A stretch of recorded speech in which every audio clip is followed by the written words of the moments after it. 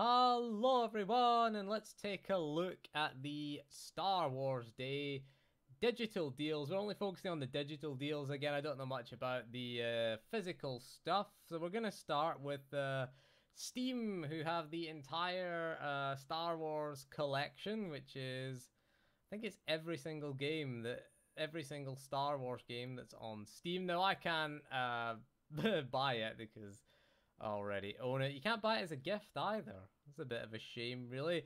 I do have the Steam page up. There you go. Go to the browser and put the Steam page up. £44, 30 pence. I don't know how much of that is in Trump dollars. I can't remember how to get the Steam US store. I'm pretty sure you can do it. Just put, I think it's us.steam powered or whatever. Or you change the region thing or whatever. I can't remember. So you get the complete collection. That's every single game. Weirdly, with the exception of... Where is it? Shadows of the Empire ain't included in that. Shadows of the Empire I bought on GOG. I'll show you my Steam collection for Star Wars. You can get the X-Wing series. It's £22. I was playing around with it. It's a bit boring. I might have a video on that. You can get the X-Wing games. They're really boring, to be honest. They ran fine. I ran like the DOS version. They ran in DOSBox. And I was able to record some footage, but God, I was bored. I flew around for about half an hour and couldn't find anything to fight. And then just gave up. Tried to fly into a planet, but it wouldn't even let me. You can get the Jedi Knight collection, which I would say is worth getting. £3.74. Again, that's around, what, $5 in the US. Pretty decent, actually. We're going to be covering Jedi Knight, Jedi Academy as well. We're going to cover that one this year. But we've done a few of the other games. Jedi Outcast is pretty decent. Dark Forces 2, I thought was pretty fun. Dark Forces is a kind of Doom clone type game. Mysteries of the Sith is the expansion to Dark Forces 2. I love the fact that the release date for them says 1999. And yet the release date for these two says 2009. That's interesting, because that's the first game in the series. That's like 1993, 1994. These were like 97. No, they were, in fact, no, they were like 90. I'm pretty sure they were 97, not 99. That was 2002, Jedi Outcast, and Jedi Academy, I think, was 2003. Was Jedi Academy. I don't own Lego Star Wars The Force Awakens. $14.99. I might wait for the summer sale. Wait for it to drop under £10. Battlefront 2 is a good shout. £1.74. Both KOTOR games for under £5. £1.74 each. Honestly, it's a no-brainer if you don't own them. Get the pair of them, is what I would say. Especially KOTOR 2 is a pretty good one to go for. Steam Workshop support, so you can get the restored content mod here for KOTOR. Where is it? Steam Library here. Knights of the Old Republic 2. You go to the Steam Workshop, and I think it is in here actually. Can get a lot of things. KOTOR 1 doesn't have mod support on Steam. Most subscribed, there it is.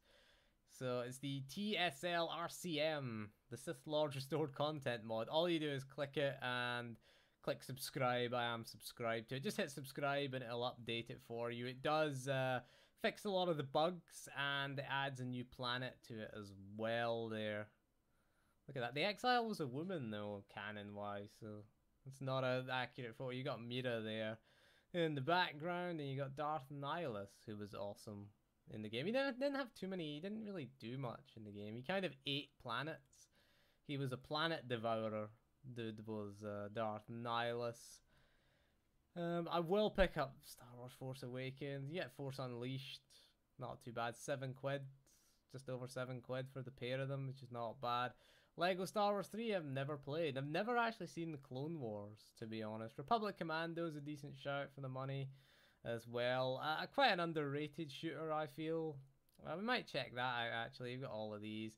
Shadows of the Empire, I didn't know was available on Steam, weirdly enough. That was released on the N64 and the PC in 1997, so it is its 20th anniversary this year.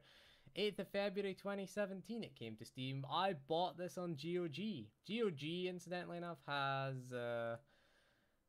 God, Galaxy. There we are. Just downloaded it and installed it. GOG also has a few May the 4th Star Wars games. They're a little bit more expensive, but they are DRM free.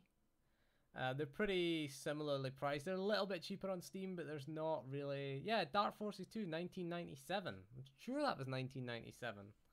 There you go. Steam says 1999 for Dark Forces 2.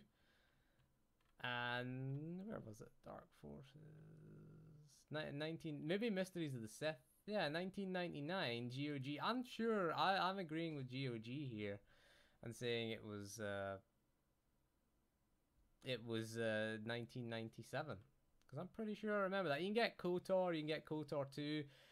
The GOG version is slightly easier in terms of mods.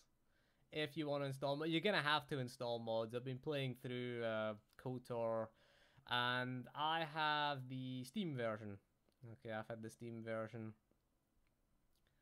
KOTOR 1 and 2, best Star Wars games ever made. I agree with that guy. KOTOR 2 does have better sort of story and character development. I do agree with him as well. I agree with that review. Get both of them for under £5. Not too bad, really. I would go with the GOG version of KOTOR because it's unencrypted generally and easier to work with. Whereas KOTOR 2, you can. I find it's easier to install the mods with Steam, because you just hit the subscribe button. That poor dude's being force choked there, or force stunned, or whatever. There, I like the UI better as well in KOTOR 2. I think KOTOR 2 had a much better UI than KOTOR 1, but we'll get to that when we get to KOTOR 2.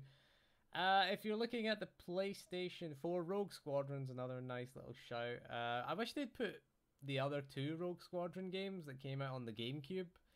Again, they were pretty cool. What was it? Rogue Leader and something else. I can't remember. What was Rogue Squadron 3? Rebel Strike, that's what it was called. It had on-foot sections, though, which weren't very good, where you played as Luke Skywalker. They weren't the best. I preferred the ship sections. But yeah, you can always get them on Dolphin, Rogue Squadron 2 and 3. They do work in Dolphin 5.0 now. They always had trouble getting them to run, so we'll check out the PlayStation Store. PlayStation 4, Battlefront really is, I think, the only real... They've got Force Unleashed, haven't they? Lego Star Wars Force Unleashed. That's not on sale, weirdly enough, on the PlayStation 4. You've got Battlefront, 10 quid. Not bad, really. You've also got Battlefront Ultimate Edition, $15.99, includes the season pass. So if you want to, for $15.99 is not bad. I wouldn't bother with the deluxe edition for $14.99. I would go with the Ultimate Edition. It's an extra £1, and you are getting the season pass with the Ultimate Edition. Pretty certain the PC one does include the season pass. What does it say? It includes... Says the deluxe edition. That's the deluxe edition. On Origin, it includes the season pass, so I would go for that. I would probably take the... It's funny it says 720p 1080p when it's actually 900p.